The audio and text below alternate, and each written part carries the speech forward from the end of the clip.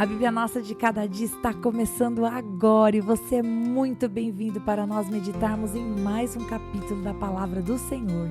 Aqui nesse canal, se você é novo, fique sabendo, todos os dias nós meditamos na Palavra do Senhor, nós lemos, compreendemos e aplicamos para as nossas vidas, porque Deus tem sempre algo novo para falar conosco. Vamos começar?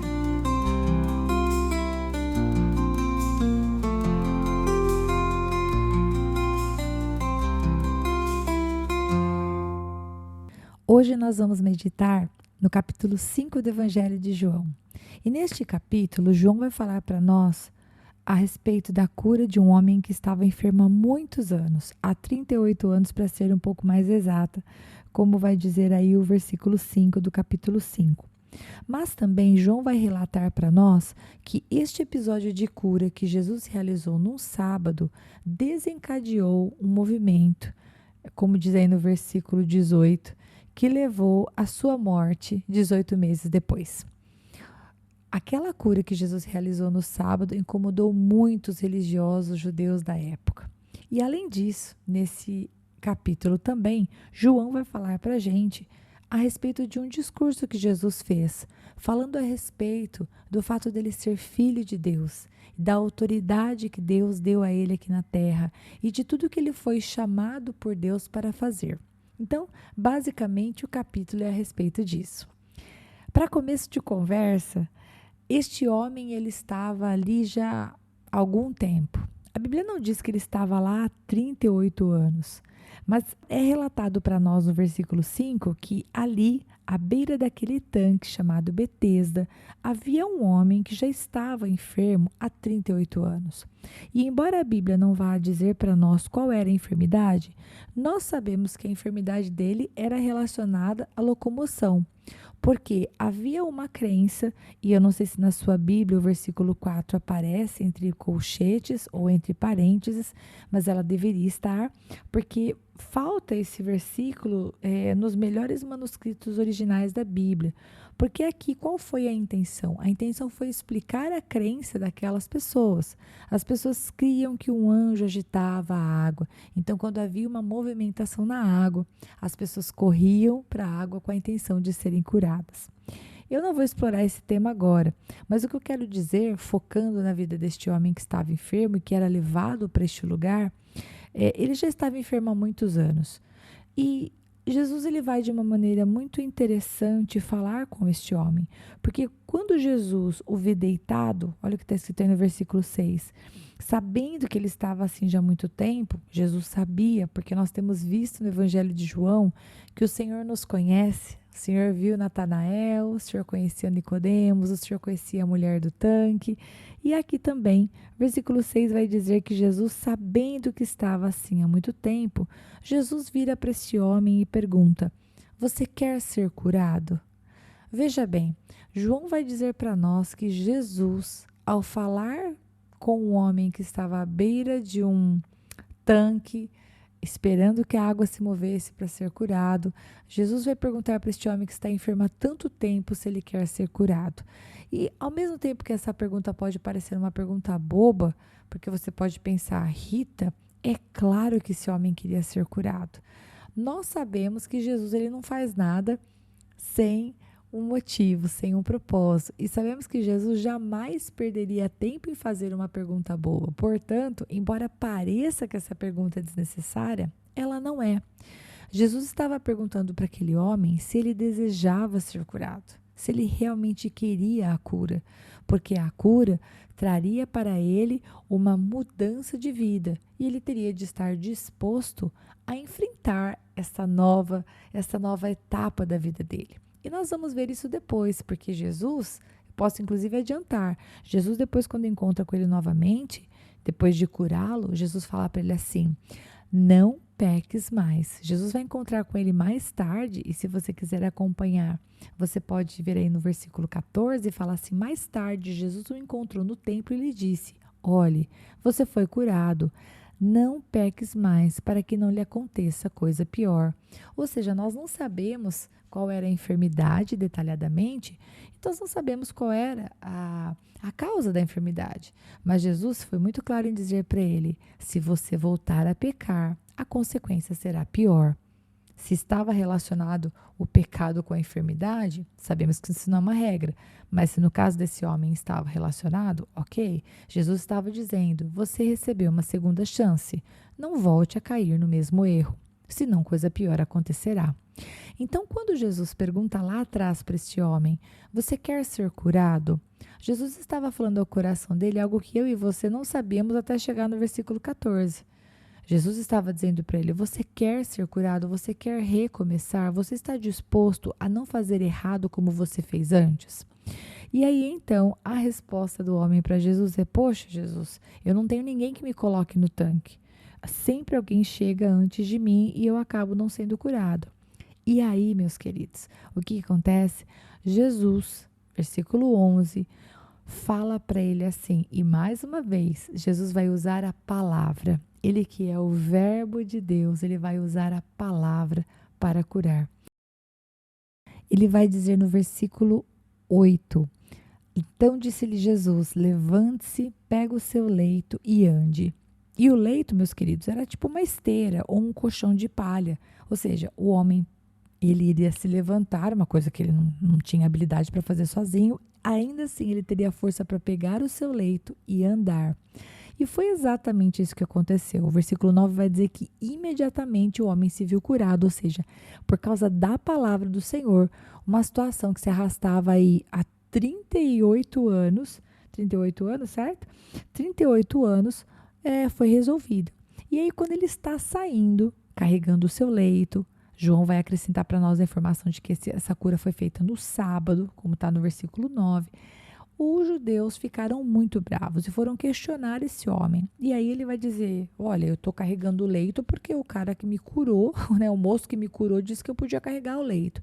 E entenda aqui uma coisa: o que Jesus estava fazendo aos olhos dos judeus, é claro, eles não sabiam que era Jesus até esse momento. Depois o homem vai voltar e vai dizer: olha, Jesus foi quem me curou. O que Jesus estava fazendo não era apenas desobedecendo a lei, mas ele estava levando uma outra pessoa a desobedecer. E enquanto eu estava lendo sobre isso, inclusive num dos livros que está mencionado aí na descrição do vídeo, caso você queira checar depois a referência, uma das coisas sobre o sábado mais lindas que eu vi foi o que está escrito aqui nesse livro. E eu vou ler para você. Diz assim, ó: aos olhos de Jesus, o sábado foi feito para ser uma bênção e não um peso para os seres humanos. E era guardado da maneira mais digna, quando o propósito com o qual Deus o fez era promovido ativamente. Por essa razão, ele considerava atos de cura e alívio não como exceções permitidas à proibição de trabalhar no sábado, mas como ações que deveriam ser feitas preferencialmente nesse dia, porque eram sinais do cumprimento do propósito divino ao instituí-lo. Ou seja, em outras palavras, Jesus não estava curando de propósito um sábado só para, vamos dizer assim, desrespeitar os judeus, mas porque ele sabia que fazer o bem não era errado. Poderíamos fazer o bem qualquer dia, mas o sábado não foi feito para ser esse peso. Essa era a mensagem, né? O Senhor, ele era o Senhor do sábado, né? Deus abençoou o sábado e o sábado não era para ser um dia cheio de regras. Então, aqui Jesus realmente vai dizer para esse homem: toma o teu leito e anda. E quando eles ficaram sabendo que Jesus era a pessoa que havia curado este homem, então do versículo 16 até o versículo 18, que nós vemos é que aí então eles passam a querer realmente matá-lo. Por quê? Jesus ainda vai dizer para eles assim: meu pai trabalha até agora e eu trabalho também. E o que é que Jesus queria dizer com isso? Queria dizer que o Senhor ele não estava preso ao sábado. E quando Jesus diz: meu pai trabalha até agora e eu trabalho também, isso foi um pouco difícil de engolir por parte dos judeus religiosos daquela época, porque Jesus estava se colocando como igual ao pai. Ele estava dizendo: Deus é o meu pai e eu faço como meu pai faz. Da mesma maneira que o meu pai cuida das suas ovelhas, eu também cuido das ovelhas do meu pai. E aí, queridos, um grande discurso vai acontecer. O Senhor Jesus ele vai falar a partir dos próximos versículos a respeito dessa identidade com o Pai. E o fato de que tudo o que ele faz revela o que Deus quer que ele revele, que Jesus ele vai fazer exatamente aquilo que o Pai quer que ele faça. Então, por exemplo, no versículo 19 ele vai dizer: em verdade lhes digo que o filho nada pode fazer por si mesmo, senão somente aquilo que vê o pai fazer, porque tudo que este fizer, o filho também faz. Ou seja, ele estava, meus queridos, se colocando diante dos judeus no lugar que lhe pertencia. E qual era esse lugar? O lugar de filho de Deus, aquele que recebeu a autoridade para fazer aquilo que o pai quer que seja feito. E o próprio Moisés escreveu sobre isso, sobre um profeta que seria levantado no meio do seu povo. E Jesus, inclusive, vai tocar nesse assunto mais para frente no texto. No versículo 24, ele vai dizer novamente: em verdade lhes digo, quem ouve a minha palavra e crê naquele que me enviou, tem a vida eterna. Não entra em juízo, mas passou da morte para a vida. Então, Jesus aqui, meus queridos, ele estava fazendo um discurso novo. Assim como o discurso para Nicodemos era novo, era diferente do que Nicodemos havia crido, assim como o discurso que ele fez para a mulher no poço era diferente do que ela tinha crido, aqui também. Jesus estava se dirigindo para as autoridades daquela fé, daquela comunidade e estava dizendo: olha, eu sou o Filho de Deus. E ele vai usar essa expressão Filho de Deus e vai usar também a expressão Filho do Homem, né? Depois no versículo 27. E observe que, se você gosta de anotar referências, Daniel 7:13 vai mencionar o Filho do Homem. Jesus, ele vinha da semente divina, mas também ele era filho do homem, ele veio de Maria. Então, ele era perfeitamente capaz de, mesmo sendo Deus, poder ser homem e ser o sacrifício perfeito pela humanidade. Agora, todas essas coisas eram difíceis demais de serem entendidas se não fosse crendo naquilo que Jesus estava falando. E honestamente, queridos, crendo, mas falando com Deus.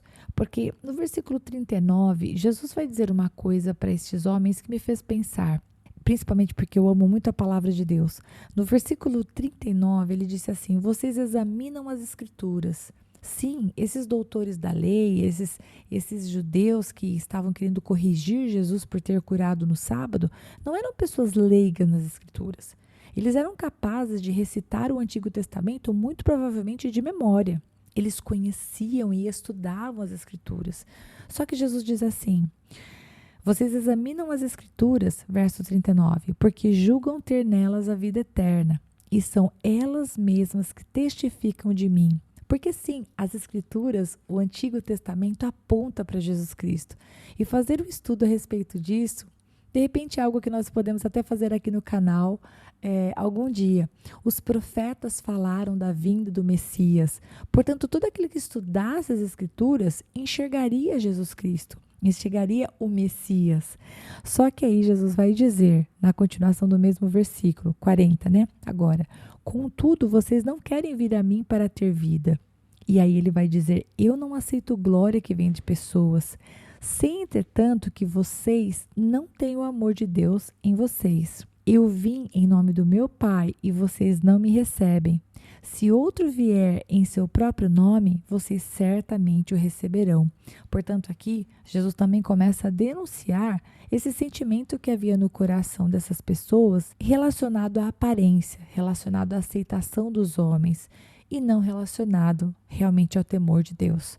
Porque se eles fizessem as coisas com amor, eles jamais estariam condenando Jesus por ter curado no sábado. Ao contrário, eles olhariam da mesma maneira que o homem que foi curado olhou. Poxa, se esse moço me curou e ele disse: toma o teu leito e anda, se ele teve autoridade para realizar um milagre desse tamanho, ele deve ter autoridade para dizer também: recolhe o seu leito e sai andando. Então, em que nós aplicamos esse capítulo para as nossas vidas? Bom, em primeiro lugar, eu penso que nós podemos aplicar olhando para o fato de que Jesus, com a sua palavra, porque ele é o verbo de Deus, com a sua palavra ele pode mudar toda e qualquer situação na nossa vida, não importa quantos anos nós estejamos presos nessa situação. Quando nós nos aproximamos diante dele, queremos o milagre e estamos dispostos à mudança, estamos dispostos a recomeçar, estamos dispostos a não viver mais da mesma maneira. Nesse sentido, né, do pecado desse homem que gerou essa enfermidade, não que toda enfermidade seja pecado, por favor, não faça essa confusão, por favor. mas nesse caso específico, Jesus dá sinais de que fosse. Então, nós podemos receber cura da parte de Deus. Basta uma palavra do Senhor para que a nossa vida tome um outro rumo. Mas é lógico que uma vez que recebemos o milagre do Senhor, a nossa gratidão deve gerar ações de gratidão, que são as ações que mostram quanto nós agradecemos ao Senhor por aquilo que Ele fez. E a gente então vai passar a andar em novidade de vida, como Ele disse para esse moço, tomar jeito e andar em novidade de vida. E eu acho que outra coisa que eu aplicaria nas nossas vidas, olhando para este capítulo, é que nós temos uma bênção. Nós amamos a Jesus Cristo. Nós podemos ter com Ele um relacionamento diário. Nós podemos olhar para a palavra do Senhor, mas a palavra do Senhor tem tanta autoridade no sentido de que aponta para o Senhor Deus, aponta para o Senhor Jesus. Portanto, o estudo da palavra não pode tomar no nosso coração um lugar de orgulho, senão nós vamos nos tornar pessoas que queremos conhecer muito da Bíblia, mas que não vivemos a palavra de Deus, ou que não buscamos ser como Jesus quer que nós sejamos. Você está entendendo o que eu quero dizer? Ser cristão não é apenas conhecer a Bíblia, senão a gente corre o risco de se tornar exatamente como esses doutores da lei, pessoas que conhecem um monte da Bíblia, mas que não são amorosos, não são gentis, não são justos, e não fazem aquilo que Deus quer que seja feito nessa terra. Eu acho que eu aplicaria dessa maneira. Bom, nós sabemos então que esse capítulo 5 de João é o começo de uma perseguição contra Jesus, que vai se acirrar, até que realmente ele seja morto na cruz pelos nossos pecados. Amanhã, se o bom Deus permitir, eu volto aqui para nós meditarmos no capítulo 6. Até lá!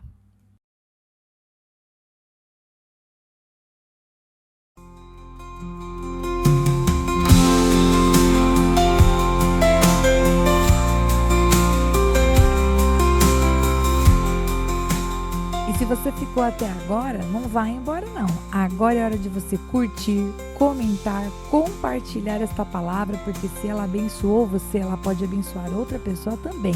E lógico, se inscreva no canal, ative o sininho, assim você não perde os próximos episódios. Deus te abençoe e até lá!